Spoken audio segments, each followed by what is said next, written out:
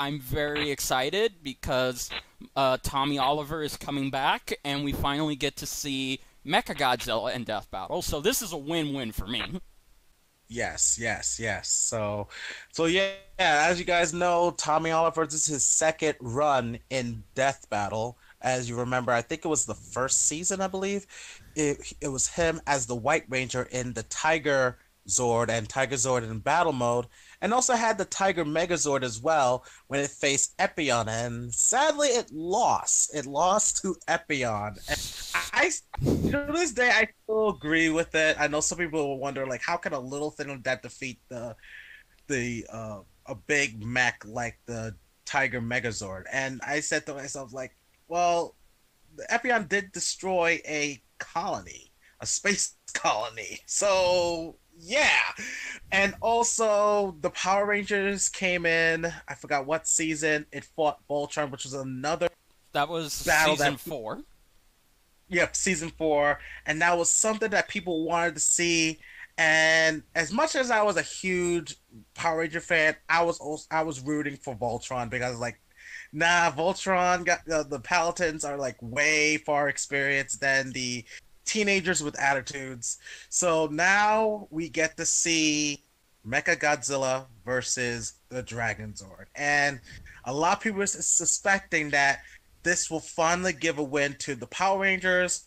While some people believe that this is going to be another loss for the Power Rangers, that it's going to be another loss, like a pretty much a losing streak continues for the Power Rangers. But it could be possible that Dragonzord could win, and if it doesn't, it doesn't. But I know some of the haters out there is gonna say, "Aha! This is why I hate Death Battle because it just proved that it's biased against Power Rangers," kind of thing. But like, you know, they're gonna say it if Dragonzord loses. You know, they're gonna say that. No, yeah, absolutely. I mean, the haters are gonna hate. It's always a thing. I don't really see that they're biased towards Power Rangers because I'm pretty sure they've admitted many times that they like Power Rangers. It's just they have to see these characters die against the superior versions, or the superior opposite opponent, and that's just how it is. So yeah, I was extremely salty when Tommy lost, and I still am to this day. Stupid ass Gundam. Hey! I like the Epion. I have a Gunpla of the Epion. It was Yeah, like my I know. treasure. Yeah, I know you do. I know you do. Yeah, but I was rooting for Voltron, even though I did love the Power Rangers, those 5 teenagers.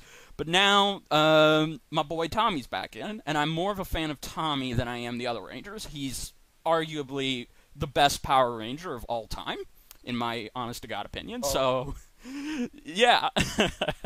So I'm okay. very interested on how this is gonna go. Me too, man. So, all right. So let's get on with this predictions. So, first thing I want to talk about is the pilot for each of the mechs. Yes, there are going to be pilots into this one. There's a pilot for the Kiryu, and there's actually two pilots that it had. The first one was Akame. She was the first pilot, and then after her first battle, I think either first or second battle with Godzilla, she got transferred to the United States to further her pilot training, and then Akiba was the second pilot.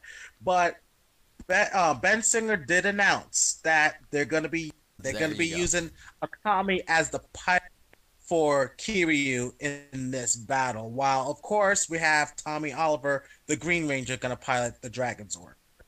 Yes, yes, and obviously we don't need to go into much backstory on Tommy Oliver. He was the new kid at Angel Grove. He was a master of martial arts, much like Jason, and he eventually got possessed by Rita to become the Green Power Ranger. He went on a rampage. He nearly killed Zordon. He beat the Power Rangers to a bloody pulp. He did a lot of horrible things, and then afterwards, they were able to get him out of Rita's influence, and for the rest of the time, he was the Green Ranger. He was at their side until he lost his powers. Right. So now I will say this though, in terms of like say piloting experience. Tommy, of course, is just a high schooler who happens to be a black belt in martial art. But as time goes along, when when he's using the Dragonzord and stuff, yeah, he gets better and better, but still doesn't compare to someone who is military trained like Akame. However, though, Akame is also just learning in pilot when it comes to mechs or flight vehicles and whatnot. So she's herself is still learning too.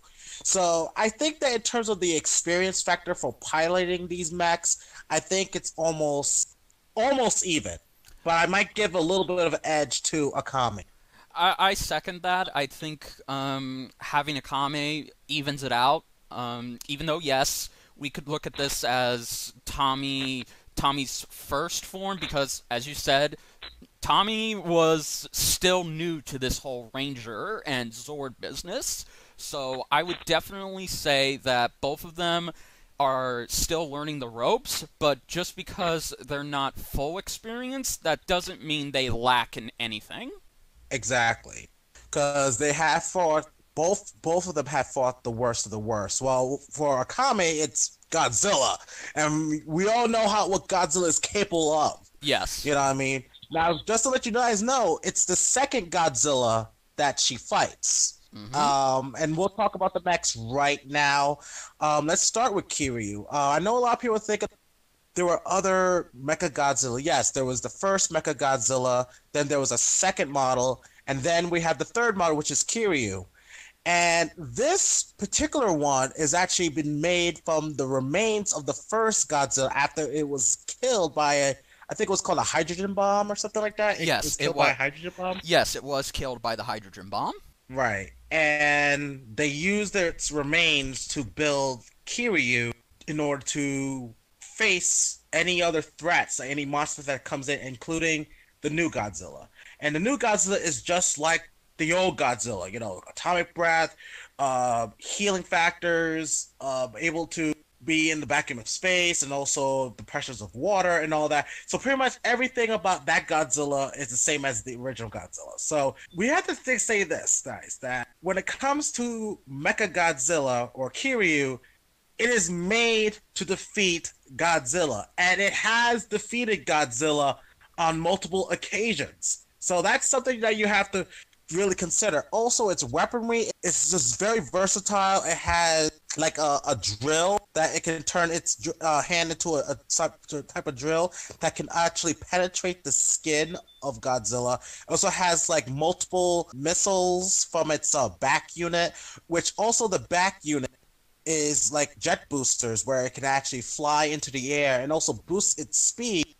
And at one time it rammed the Godzilla at full speed with the jet boosters, and it came off without a scratch, like completely without a scratch. The other thing it also has, it has these maser cannons, it's pretty much laser cannons, but they call it the maser cannons, which can also badly hurt the Godzilla.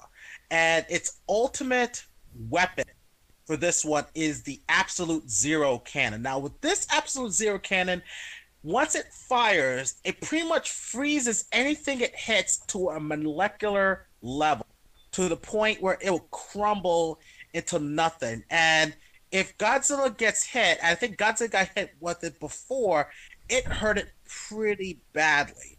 So that is one of its ultimate weapons. However, though, there is an Achilles heel to the Absolute Zero cannon. It does take time to recharge, and it also, like, after it uses it, it pretty much drains the energy of the MECHAGODZILLA. Also, the MECHAGODZILLA only has a 2-hour power limit. Now, I know some people are wondering, will MECHAGODZILLA or Kiryu use the triple maser cannon? And I'm going to say no, because since they're going to be using Akame in this one and not Akuba, I really feel that they shouldn't use the triple maser cannon, because of the fact that when Akame was the first pilot, she used the Absolute Zero cannon on Godzilla, and pretty much on impact it was destroyed. Like, the crystal that emits that power was destroyed. and the agency that she works for, they couldn't replace it, so they decided to make it into a huge maser cannon. And this was actually during Akiba's era of piloting Kiryu. So I don't know if Death Battle is going to be using that feat as well. I hope they don't, because they need to.